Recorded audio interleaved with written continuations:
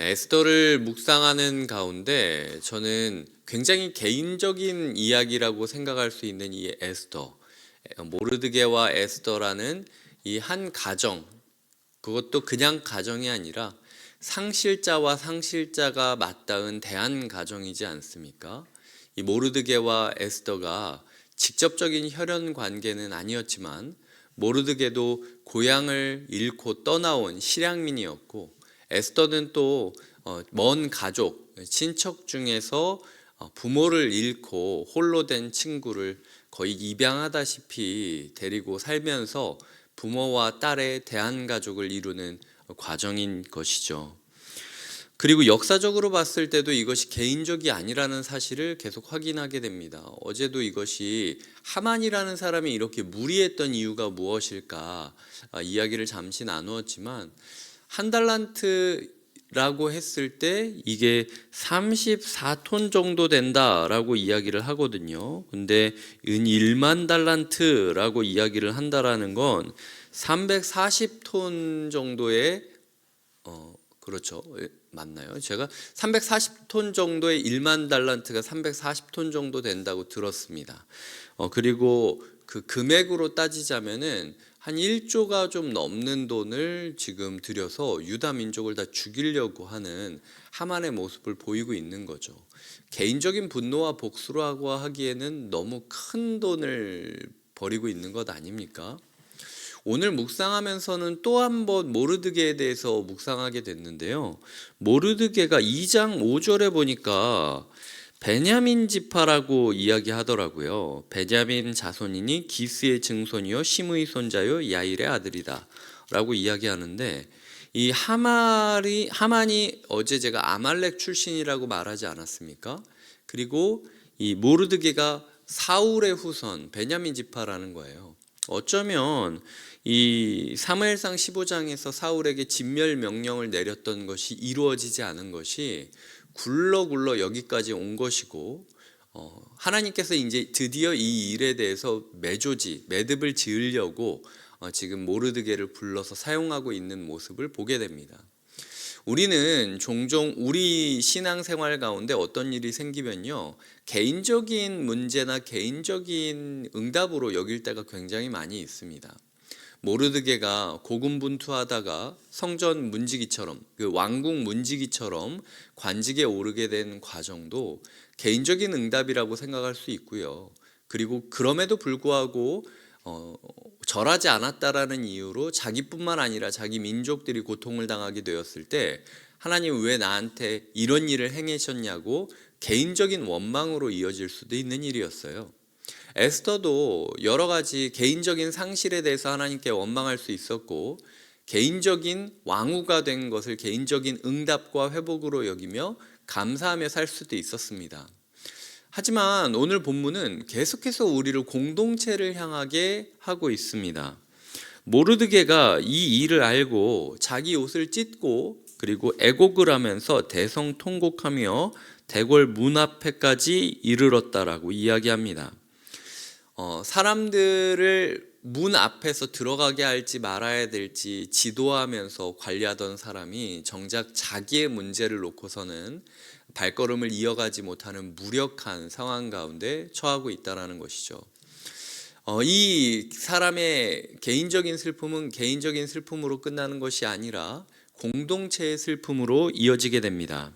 3절에 보면 유다인이 크게 애통하며 금식하며 울며 부르짖고 굵은 베옷을 입고 재에 누운 자가 무수하다라는 이야기를 하면서, 이 모르드게라는 사람은 어쩌면 이 민족의 슬픔에 가장 먼저 초인종처럼 눌러지는 슬픔의 스위치가 되는 사람이기도 하고, 가장 먼저 슬픔을 감지하고 울어주는, 애통하는 사역을 하고 있는 것일 수도 있습니다. 하지만 에스더는요, 자기 문제에 지금 함몰되어 있습니다. 에스더는 지금 자기의 양 아버지인 모르드게가 굉장히 슬퍼하고 있다라는 사실에 고민합니다. 갈등합니다. 그래서 그 베옷을 벗기고 좀 좋은 옷을 줘서 개인적으로 위로하려고 하거든요. 5절에 보면은 이것이 무슨 일이며 무엇 때문인가 알아보라 라고 이야기합니다. 모든 문제의 시작점인 왕궁에서 지금 있었던 에스더지만 누구보다도 지금 이 상황이 어떻게 돌아가는지를 모르고 있었다라는 거예요. 나중에 이야기하겠지만 11절에 보면은 왕의 부름을 받지 못한 지가 30일이 됐다. 어떻게 보면은 이게 하만의 계략일 수도 있어요. 하만이 계속 먹고 마시면서 이게 뭐 그 11개월 동안에 먹고 마셨다라는 표현이기도 하지만 계속해서 이렇게 아하수에로 왕을 향락에 빠지게 함으로써 자기의 그 계략을 감추려는 시도를 하고 있었기 때문에 에스더가 어떤 민족인지 모른다 할지라도 어쨌든 이 하만은 격리 정책을 쓰고 있었을 것입니다. 그런 상황에서 에스더는 왕이 나를 30일 동안 찾지 않는다고, 그리고 왕이 다른 후궁들을 모집하고 있는 중이기도 했고, 이제 나는 좀 뒷전으로 밀려났다라는 의식을 하면서 어떻게 하면은 내가 사랑을 회복할 수 있을까 30일 동안 그 고민만 지금 하고 있었던 거예요. 결국 13절에서 얘기하고 있지 않습니까? 너는 왕궁에 있으니 모든 유다인 중에 홀로 목숨을 건지리라 생각하지 말라. 내 문제를 놓고 기도하면서, 에스더는 뭐 이런 기도하지 않았겠습니까? 하나님, 왜 제가 왕궁까지 저를 부르셨으면 왕의 사랑을 받아야 되는 거 당연하지 않습니까? 그렇다면 왕이 저를 만나야 되는 거 아닙니까? 왕이 저를 만나게 해주십시오 라고 계속 기도를 하는 상황이었을 거예요. 근데 모르드게는 그렇게 이야기하는 거죠. 네 문제 놓고 기도하지 말아라. 이 사회를 놓고 기도해라. 너의 공동체를 놓고 기도해라. 왜 너만 안 울고 있냐? 왜 너만 안 힘들어하냐? 왜 너만 안 슬퍼하냐? 지금 네가 네 문제 가지고 슬퍼할 때냐? 라고 이야기를 하면서 너는 홀로 목숨을 건지리라 생각하지 말아라 라고 이야기를 하는 거죠. 개인적인 문제와 개인적인 안위만을 생각하는 인생에서 이 공동체를 향해서 함께 꿈꾸고 함께 아파하고 함께 도전하기를 원하는 것이 에스더 4장에서 지금 이 위기 가운데 모르드게가 에스더에게 말하고 있는 교훈이라는 것입니다. 에스더는 억울하겠죠. 아니, 그럴 거면은 내가 사랑받고 있을 때 이런 일이 일어나야 되는 거 아니냐. 그럼 맨날 왕이 나를 뭐 죽고 못 사는 상황인데 그럼 내가 얘기하죠. 지금은 아닙니다. 지금은 이라고 이야기할 수 있어요. 이 부분들을 보면서요, 저는 현대사회에서 모르드게가 목회자인 저를 보여지고, 그리고 에스더가 성도님들을 떠올리게 되었습니다. 그리고 동시에 이 현대사회에서 모르드게 되신 예수 그리스도를 보게 되었고요. 그리고 저의 사역, 저의 가정, 저의 마음만 생각하고 있는 제가 에스더가 된 것 같은 생각이 들었습니다. 그런 마음으로 우리가 말씀을 보았으면 좋겠어요. 주님께서 우리에게 말씀하고 계십니다. 너는 곁에 있는 교회에 있으니, 너는 이 새벽 기도회에 있으니, 너는 지금 말씀 묵상하고 있으니, 너는 지금 괜찮다고 생각하니 너만 괜찮을 거라고 생각하지 말아라. 이때에 내가 만일 잠잠하여 말이 없다면 유다인은 다른 데로 말미암아 노임과 구원을 얻으려니와. 모르드게는요, 확신이 있었던 겁니다. 에스더가 아니어도 문제는 해결될 거예요. 하지만 에스더를 세운 이유는 분명히 있었다라는 거죠. 에스더가 이 순간을 위해서 하나님께 부름받은 것이었고, 이 순간의 소명을 에스더가 거부한다면 하나님은 다른 방식을 통하여 일하실 것이지만 에스더는 그 소명의 자리에서 내려와야 했다라는 것입니다. 그렇기 때문에 나의 문제, 나의 관계, 나의 처지, 나의 마음, 이거를 내려놓고 이제는 공동체의 위기를 위하여, 극복하기 위하여 몸을 던져야 한다는 거죠. 어떤 도전을 해야 되는 거고 어떤 모험을 해야 되는 겁니까? 잠잠하지 말아야 된다는 거예요. 어쩌면 우리 교회가 지금 계속 로마에서도 증언해야 된다라는 이야기를 하면서 1년을 풀어가고 있는데, 에스더의 로마는 왕까지 가는 그 짧은 길이 에스더에게는 로마였을 겁니다.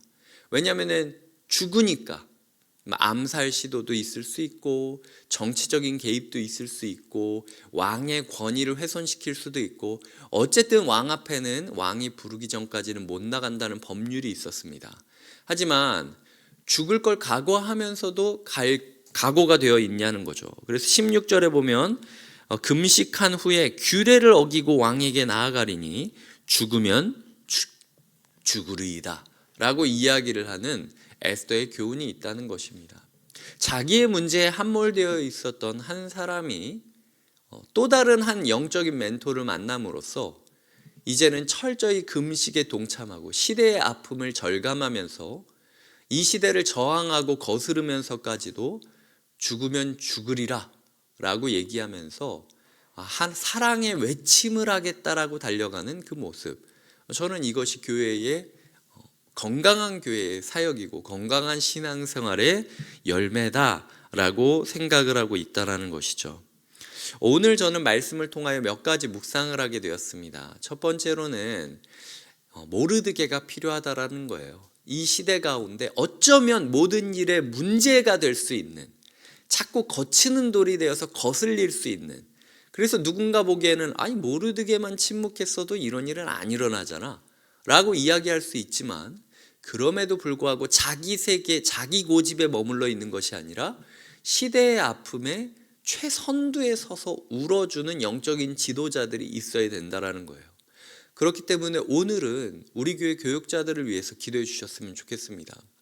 교육자들의 가정이 평안하기를 위해서 기도해 주지 마세요.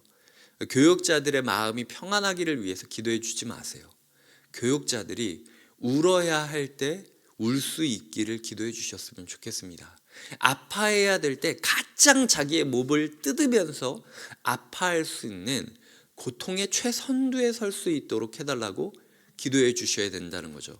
이 문제가 해결되는 11개월 동안 모르드게는 처절하게 아파했습니다.